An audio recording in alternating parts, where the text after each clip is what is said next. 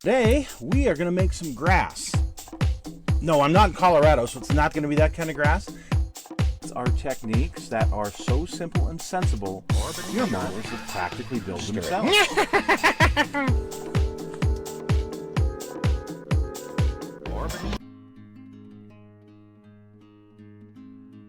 Folks, it's Mad Dog Merv. Today, well, I'm on my way out to Tooele, Utah.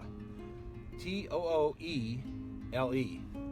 So only if you're local can you pronounce it properly. Most people call it like Tooele and so many other things, but it's kind of funny. It's pronounced Tooele. And I've got some business out there, but after that, I am going to head out to a place called the Tooele Valley Railway Museum. And I understand there's a really cool looking steam engine and some really cool looking cabooses. And so we're going to go out and check out the Tooele Valley Railway Museum and see what other really cool things there are right there in that area. So stick with us and let's check out the Tooele Valley Railway Museum. The Tooele Valley Railway was built in 1908 to service the International Smelting and Refining Company. The smelter processed lead, zinc, and copper ores from 1910 to 1972. The railway delivered raw materials and finished products to and from the smelter, plus served as a commuter train for smelter employees, mostly up until about World War II. At various times, from 1910 through 1972, the company operated copper and lead smelters and a lead-zinc flotation mill. The smelter processing ores mined from several areas in Utah and Nevada. The copper smelter was closed in 1946, followed by the closure of the lead-zinc flotation mill in 1968, and finally closure of the lead smelter in 1972. The entire site was demolished during the years 1972 to 1974. In December of 1907, to solve its smelting problem, Utah Consolidated Mining Company purchased land in Tooele County, just over the mountain from the mine in what was known as Pine Canyon, and not too far from the town of Tooele. The smelter would use plans already drawn up by the Amalgamated Copper Company at Anaconda, a 10-mile railroad that would be built to connect the smelter with the 3 railroads serving Garfield: Western Pacific, the Rio Grande Western, and San Pedro and Los Angeles and Salt Lake. So now to the museum itself. The grounds are absolutely beautiful. Of course, I went in late August, and it's absolutely beautiful. All of the flowers that they have. They had this little like a miniature train engine and these little cars. It looks like at some point they had received this, I call it a little excursion train, but I didn't get the story on this, and I would like to know more as to where this came from. Looks like it would be a lot of fun to just kind of, ride around. Anyway, the museum is housed in the old Tooele Valley Depot, which is filled with artifacts from the old railroading, smelting, and mining days of Tooele County. The building was built in 1909 to service this 7.5-mile Tooele Valley Railroad, which connected the International Smelter to the Union Pacific Line. The museum's centerpiece is their steam locomotive, and we'll look at that in just a moment.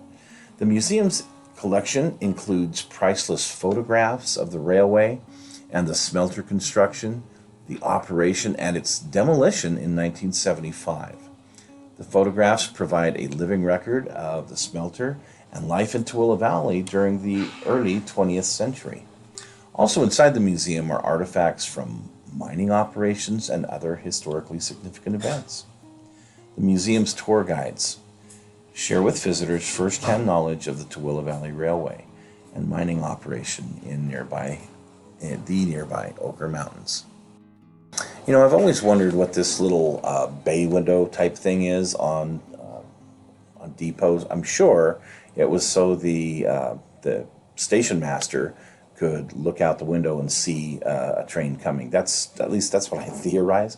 I would really like to know for sure why every passenger train station and freight train station had that kind of like little bay window area.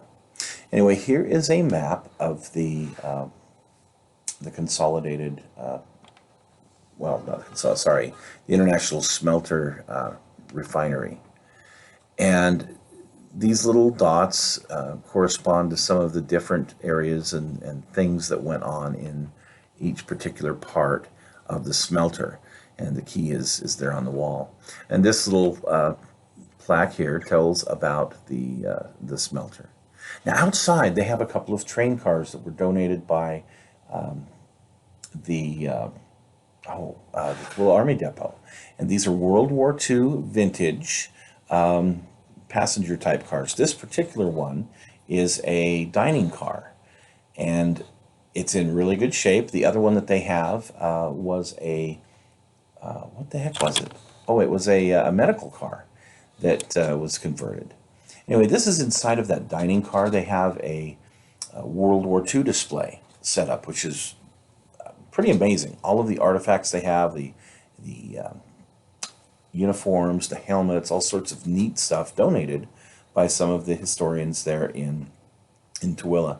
But for me, to be able to see the inside of a dining car, the actual places where things were cooked, the cold storage, things that I just really wondered how they fit all of this in this tiny little car. And then they would, the front half, of course, where the windows are, is where people would sit and receive the food. So for me, being able to see at least this was actually an amazing thing. Although, like I said, the World War II display in here is definitely worth seeing. It's absolutely awesome. So outside, they've got some really neat things. This track maintenance truck, which I had to kind of walk around and look at every little detail of it. I thought, this is neat. I'd never actually seen something like this. I'd seen other track maintenance vehicles and more modern ones, of course, but this one was really, really cool. And I think the fact that it's a Ford actually is what made me the most interested in this vehicle. But anyway, speaking of repair and maintenance vehicles, check this out. Wouldn't that be fun to have one of these to scoot up and down rails with, and just take little excursions or something? I don't know, but really cool. They've got two of these here, as well as some other equipment out here. You see some old switches, actual manual switches.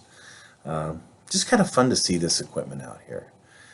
Kind of a view of the backside of the depot, and you can see the dining car there on the left. Just a beautiful day to be here at the museum. The freight door you see here on the west end, there's actually 3 freight doors, 2 on the north side and this one here on the west side.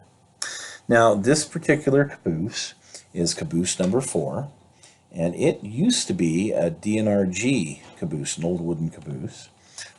It was it was purchased in 1957 by the Tooele Valley Railway and was used until 1982, late 1982, when operations shut down. Really kind of a neat, beautiful old wooden caboose. Here, another interesting piece that they have here is this snowplow that was fitted to the front of the tender for their locomotive number 12 that was scrapped in the mid-1950s.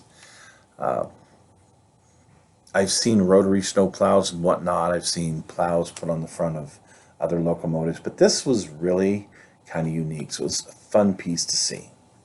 Now the other caboose they have here, the other wooden caboose that they have here, it is number 3. And it was acquired in 1937 from Butte, Anaconda and Pacific Railroad. And it was again used until the end of operations in 1982. Kind of a neat looking, that big door right in the middle of it, kind of a neat looking locomotive, or not locomotive, caboose, these old wooden cabooses. Anyway, the museum centerpiece is steam locomotive number 11. Built in 1910 by the American Locomotive Company, or ALCO, in Brooks, New York. The engine is a 280 consolidation type and was last operating steam locomotive in Utah when it was retired in 1963. Ooh. Today, they do have some stairs that you can go up to the cab, and you can actually go in and take a look at the dials and switches and valves and all that really cool stuff, which I didn't do, but because I've seen that kind of stuff before. But regardless, it's something that you can do, and for kids, what a great opportunity it is for them to see, the workings of an old-time steam locomotive. So great day. It was a lot of fun to see this. It was fun to learn the history of the Anaconda mine and the smelter that was out there. Highly recommend, if you get an opportunity, go out and visit this place. It's closed on Sundays and has some kind of other hours that are a little bit weird from time to time. So check it out online first, so you can make sure you can go when it's open. But again, highly recommend it. Thanks for joining us today, folks, and we hope you found this a lot of fun.